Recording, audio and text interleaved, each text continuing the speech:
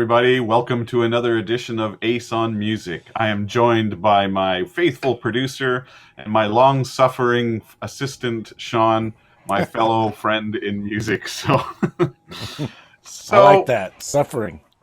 yeah, there you go. A little while ago, Sean and I happened to be having a discussion about music, as we often do, and an interesting topic came up, and it was we were talking about some of our favorite bands, and it seems that most, if not all, artists have that album or albums in their repertoire that just don't cut the mustard, that just aren't as good as what they're capable of. Maybe they were experimenting with going in different directions or whatever. And I understand the need to do that. I mean, the way I look at musicians are like the equivalent of great chefs, and is it really fair to expect them to cook the same cuisine for their entire life? So if they want to spread out and try new things, I'm all for that. But sometimes those experiments go in some pretty strange directions. So I thought that maybe what we would do is talk a little bit about some of those albums that we think were a big misstep in certain bands' careers. So the first one I'm gonna cite. I'm gonna go back to my one of my all-time faves, and that's Kiss.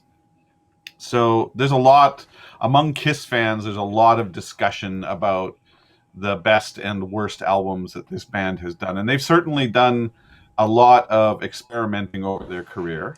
And but I know that a lot of my friends, when we've talked about this in the past, they cite either Dynasty, the album they came out with that was so disco orientated, when they were trying to hang on to their fame back in the day, or maybe even the Unmasked album, which a lot of people have also come at. Even though I personally kind of like Unmasked, Gene Simmons even says that if whenever they record a new record, he posts snipers on the roof of the studio to shoot anybody who looks like the producer of that album. But Like Kiss, Hot in the Shade. Oh.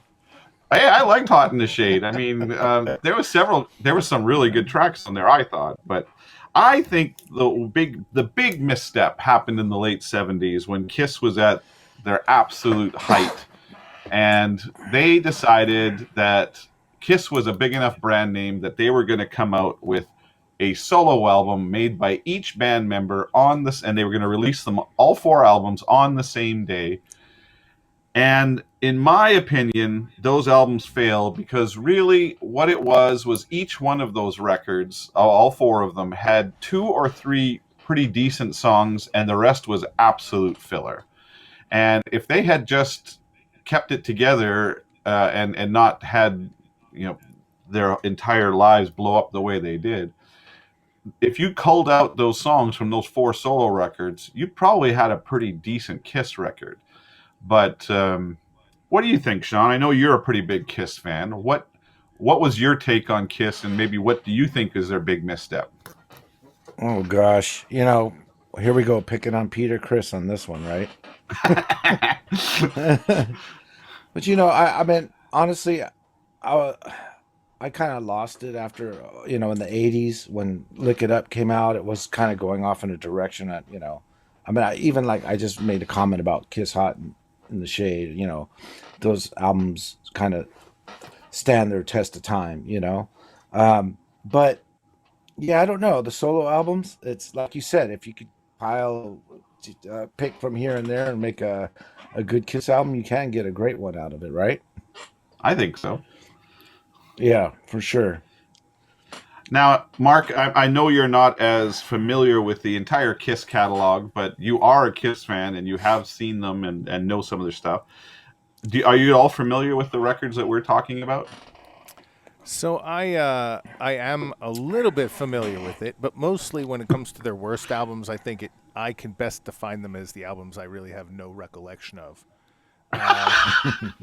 Yeah, because I wasn't collecting all their albums. I was collecting only the albums where hey, Destroyer, I love it. I'm gonna go pick up Destroyer or something like that. So I'm not very good. I would say every album I didn't own is tied for last for me. Well, fair enough. Right. There's one other Kiss album in that repertoire that I think is worthy of mentioning when it comes to worst album, because this one really divides the fans too. And that is after Kiss had started to do the downward spiral after they'd reached the height of the fame in the late 70s, they were desperately trying to find a way back to where they were, and they called back in the producer that kind of did their big breakthrough record, Destroyer, Bob Ezrin, and decided to give it another go. And this time they came up with something called Music from the Elder. Now, this was a grandiose idea the band had, where it was actually like a story that they were telling. It was supposed to be a concept record, but the producer was going through a divorce, and there was a lot of trouble inside the band. I mean, Ace Frehley was so against the record he didn't even want to play on it, and I think he did a few public appearances when it came out, but he wasn't in Kiss much longer after that. Sean, are you familiar with that record, and what's your take on Music from the Elder? Yuck. Sorry, I wasn't a big fan of that album. It was hard to listen to. That's all I have to say about that album. And how about the video for the first single off of it, "World Without Heroes," which had that iconic scene of the camera zooming in on Gene Simmons' face? All right, well that's what I had to say about Kiss. So let's move on to one that I know that you and I have talked about a few times, Sean, in our private times and stuff. And I'm gonna tackle one of our favorite mutual bands, and that's Metallica. Now, I know we're that gonna pick on those guys. you know I'm going to. Now, I'm going to say at the outset, Metallica, it's a band I love. I know the guys. They've been very good to us, but we're purely talking about the musical decisions they made here. I'm not here to disparage anything that anybody's done, but I remember when the Load and subsequently the Reload albums came out, there was a large backlash from the fans about that, and I personally thought that Load and Reload had some really great material on it, and I thought it was a natural evolution. Where they lost me was when they started Dancing on the Wild Side with Lou Reed, and they did that album, Lulu. Oh my God. I like that album. You like that album? Well, why do you like it? Tell me. Well, I don't know. I like Lou Reed. And it's, to me, it's a Lou Reed album with the Metallica background. When you stamp a Metallica name on it, people are expecting Metallica. If you put Lou Reed on it, it would totally be a different album. In the sense of what it is. But for me, I knew we were going to talk about Metallica on this, but believe it or not, for me, growing up with Metallica, their biggest disappointment to me was the Black Album. And, really, that's a bold statement. Yeah. Well, to me, growing up and listening to Metallica, they justified, how would I say it? Thrash metal was a big community back in the 80s, and we were all big on that, And when they came out with the Black Album, to me, it just kind of alienated us thrash metal fans to the newcomers coming in, and it kind of replaced us, with a different type of fans. And I don't know. To me, it was like the Black Album is the suicide of thrash metal. But you know what? It's just like any bad album, or that we considered back in the day. We kind of learned to grow. I mean, look at David Bowie. He made a living off bad albums. You know what I mean? Diamond Dogs and stuff. It was just a shock, to hear different changes in the band. So I meant Beach Boys. I meant the Pet Sounds albums, a masterpiece, but it was considered the worst Beach Boys album at the time. But it's just kind of like that's how I compared the Metallica Black Album. Not to say it was like one of their worst albums, but for me, it was very disappointing when it came out. But I learned to like it now. Well, it's funny you say that, and I think that that Pet Sounds is a perfect comparison to the Lulu record for Metallica. I mean, I get the whole concept behind Lulu. Here's an opportunity. You're a world-class artist. You have the Hmm. opportunity to sit down with one of the most avant-garde recording artists who you admire and you love, and they want to do a record with you. Hell yeah. I mean, you're going to do it. And, Right. you look at Pet Sounds was so different because, Brian was going in such new directions with everything that it was just so beyond what anybody had ever really experienced before that I think that's why ultimately Pet Sounds stood the test of time. I'll put it this to you: do you think Lulu's going to stand the test of time? Because I sure as hell doubt. I think somewhere out Maybe there, buried beside all those Atari cartridges in the desert, is a whole pit of Lulu records. right. Kind of like the stock market, though. You never know when it's going to come back into play, and people are going to Oh like it for God, I some hope reason. not. I'll tell you about All right. so I've Yeah. never been a big fan of Metallica. It's just not been sort of my cup of tea overall. But I will tell Mhm. you that's a band that's taken chances, and whether it Oh was yes. with Thin Lizzy and Whiskey in the Jarro, or the Lou Reed album, or any of the other things it's done that's sort of been off of the path. I've really Mhm. admired that. I think that's been great, and if it turns out it's the worst album of their career, or even the worst album of all time, I, I really admire that. And I will compare that also to Dire Straits, a band that their entire model was designed to try to stay new, because he could have kept doing the same guitar licks over and over and over again. Incredible, mind blowing, the greatest guitar player ever, potentially, and you know, but he knew that he had to continue to evolve, and whether it was the new MTV generation or something else, he took chances, and sometimes he hit out of Mhm. the park, and sometimes he missed, and we get to witness that and be the judge of it. But I loved it. I Right. agree with you 100%. At the outset of this, we said that it's insanity to expect an artist to do the same record over and over again, basically. And yes, I absolutely join you in the kudos for them experimenting, because who knows what they're going to come across. But sometimes, just by the natural state of things, sometimes those experiments are going to be missteps, and that's okay. That's how an artist grows. So the next one I want to touch on is going to be one that Sean and I are both familiar with, the band at least, and that's Motley Crue. Now, Motley has had an interesting recording career, to say the least, and just by the very success of the band and the egos involved, eventually things can really come to a head. And kind of not long after they reached the height of their fame, the band decided to part ways with the original lead singer, Vince Neil, and they went off and did a couple of records that divide Motley Crue fans to this day.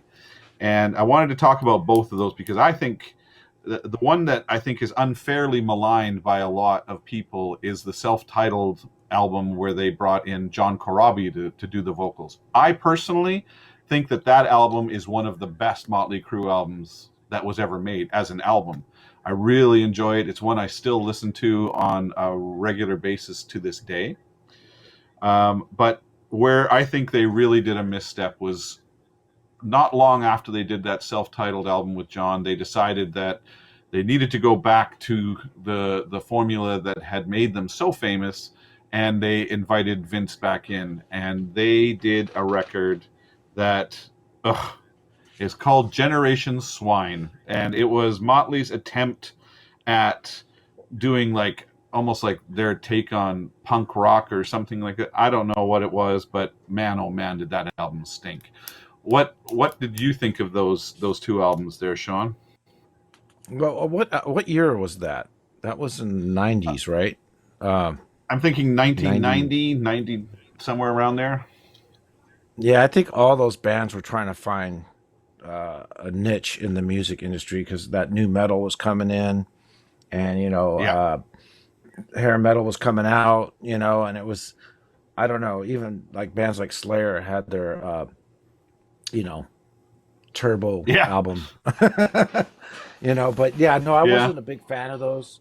I don't, not giving it credit because I can't say I've listened to it enough to go, okay, well, I really hate this album. It wasn't my cup of tea, and it's been put on the shelf since.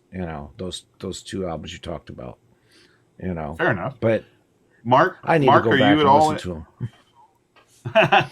Mark, are you at all familiar with the Motley Crue catalog?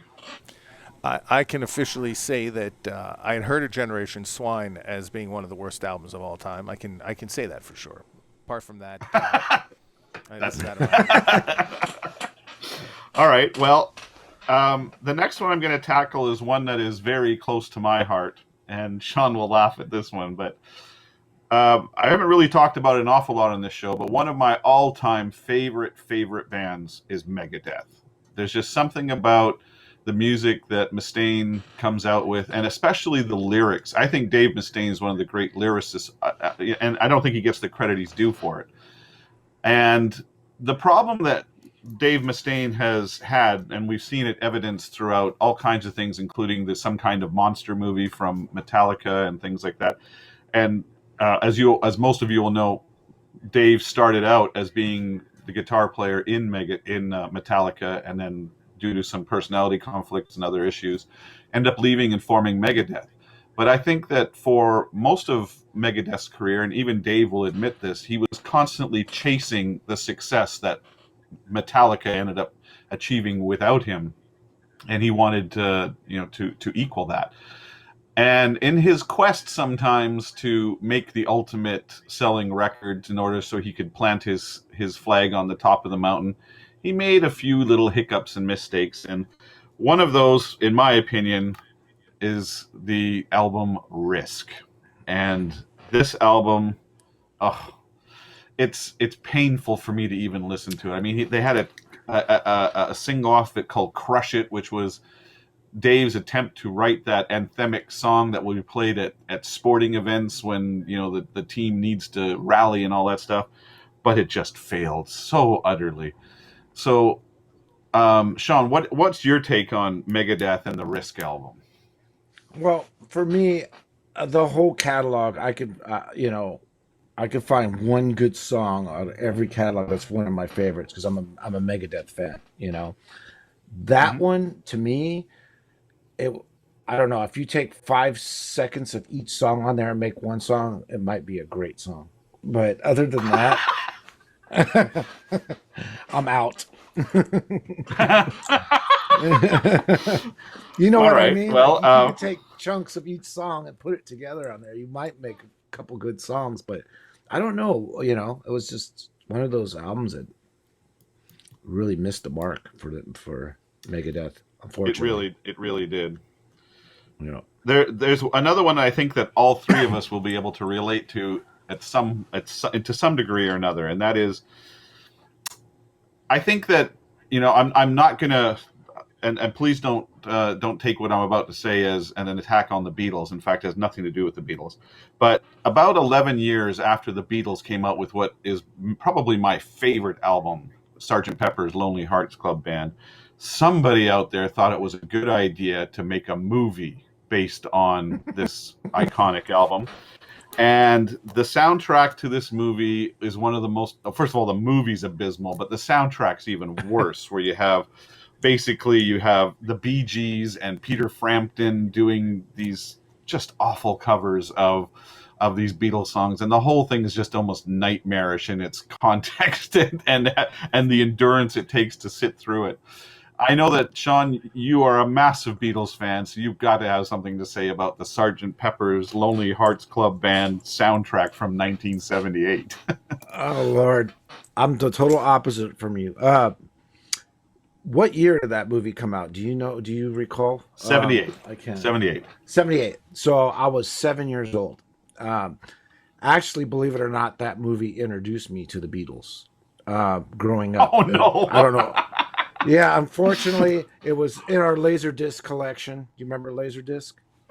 I do. So I was 7 years old. For some reason, my grandmother got this album or the movie on Laserdisc. It was like one of the first five, and we didn't have much to watch on TV, so I watched that thing over and over, and I grown very fond of the music. It started me listening to the Beatles. Like, when I started listening to the Beatles from the Bee Gees aspect, it was like, wow, this is way much better than the Bee Gees. But you gotta think. But you gotta think I was How 7 years old. Well, another one that I want to tackle is a band that I know that is one of the more popular of the heavier bands out there, and that's ACDC. They just came out with what is one of their best records in a long time. I mean, this new one they have out, Powerage, or what's the name of it, Sean? Do you remember? Power Up. Power Up. Okay, whatever it is. Really good record. Yeah. If you haven't listened to it, it's worth your attention. Go check it out. But I'm going to set the clock back to a number of years ago. Of course, ACDC made their big impact with the very famous producer Mutt Lange at the control boards for some of their biggest records.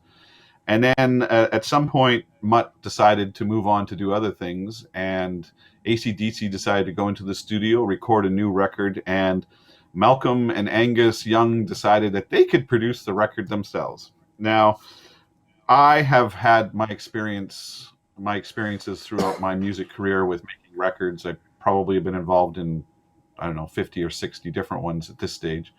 And I really believe that a producer is a very important part of the mix to any record, because you really need somebody who's not so emotionally attached to the material and who can make hard decisions about what makes it better.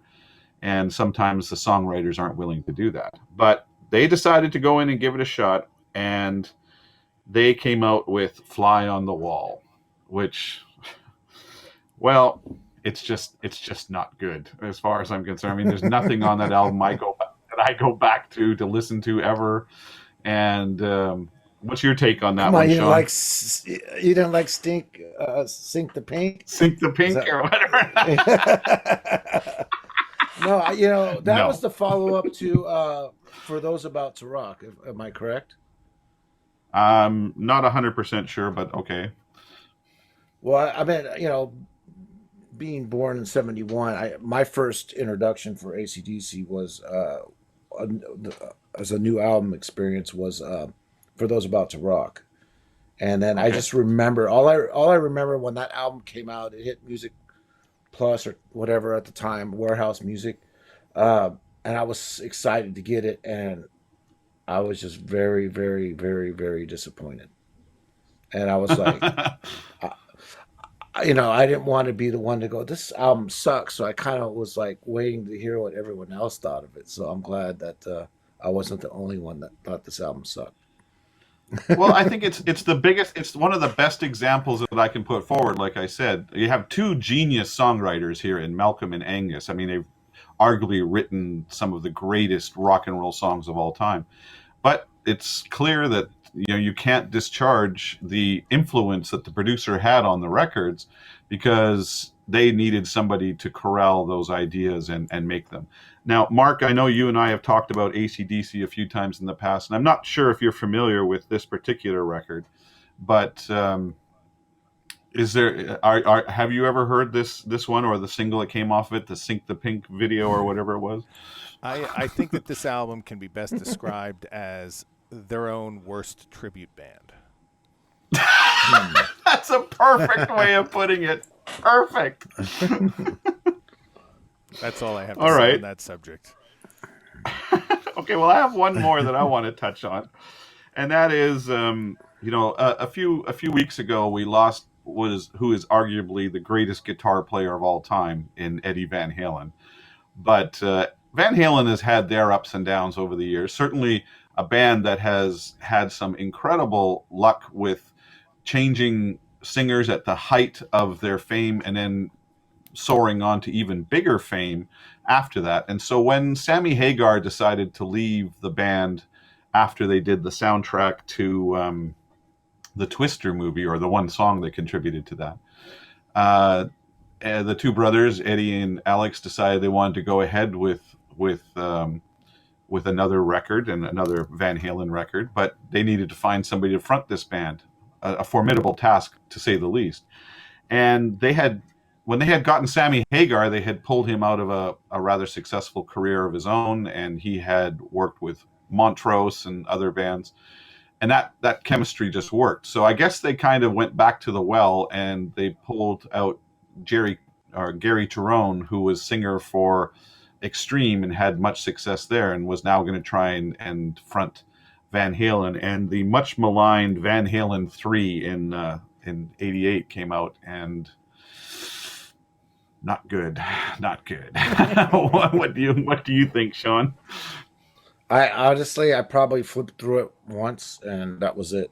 It wasn't my cup of tea. I mean, maybe if we sat down and went through the whole album, you could convince me differently, but I just didn't like it. Wasn't my thing. Oh, you won't have me convincing you differently. that's Well, I hate that's that. not I hate one to that. criticize an album that I haven't really fully listened to, but I can't make it through that album.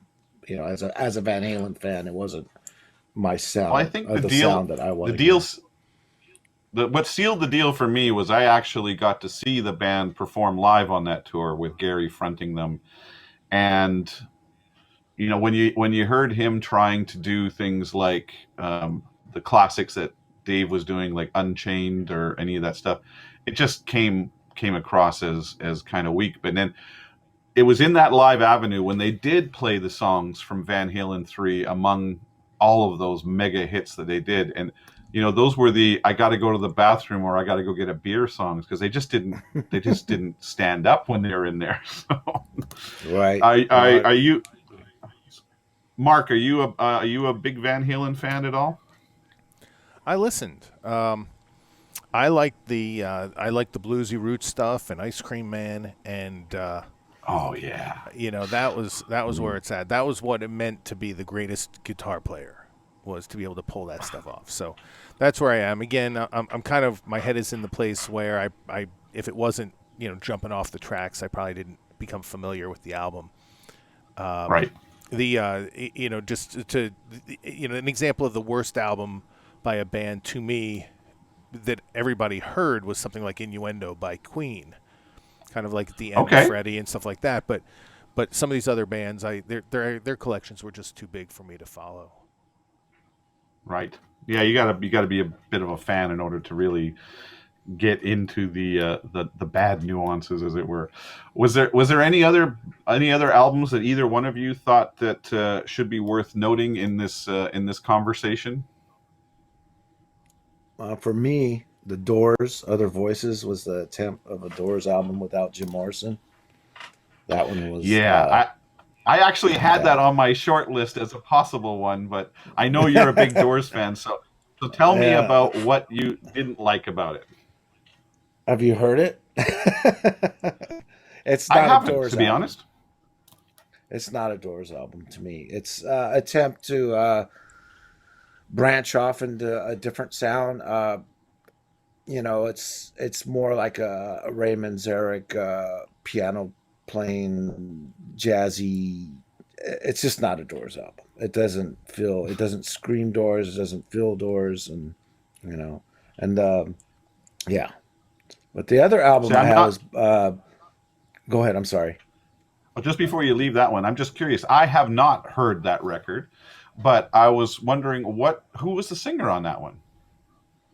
I believe it was a hired hand. God, the name escapes me right now, but I know Ray Manzarek did a lot of vocals on there, and his vocals are okay, but he's not a singer like Jim, Well, when you have as an iconic a singer as Jim Morrison at the helm, it's loss like his is a very difficult one to replace.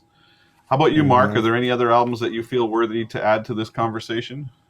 Yeah, I will tell you, again, it was that experimentation that was going on out there. And I know some people call it Cold Spring Harbor by Billy Joel. I actually loved it. Even it was his debut. But for me, it was Uptown Girl by Billy Joel. Uptown Girl. Not because the songs were all bad. I mean, Innocent Man. It's very nice. But it was the difference in style that I had become accustomed to. and that just it was a trial too far down the road. It asked me too much to give up the old Billy for the new Billy, and so that's an album I think is a worst for me.